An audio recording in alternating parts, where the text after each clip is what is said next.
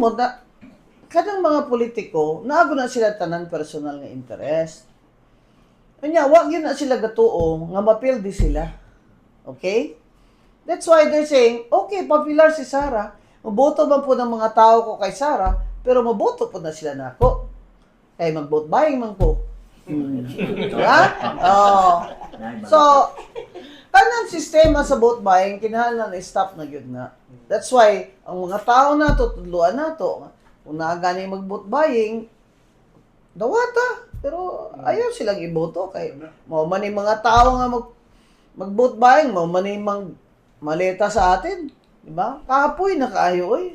Ikapoy, bi ako nga, naapa ko'y gastuhon ba? What more ni mga tao nga? Vendors ako na, they have to, that's why ako, kung minsan hindi, ayoko na lang pumasok, driver ko, mag-grab na lang ako para kumita naman yung grab. Para mag-tip ako ng 100, bawat grab. Manicurista, mag-tip ka ng malaki. Kasi yan ang mga service sector, ang maliit talaga yung kita nila. Eh. Mga what's your car boys, ganyan.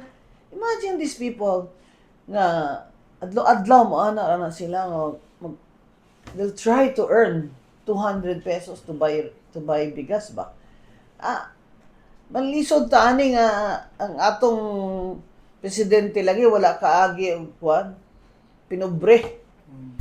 Munang problema ni mga tapos ang mga congressman and some senators kanang ang culture ba of corruption nga kinahanglan gwapo ilang mga sakyanan, gwapo ilang mga t-shirt.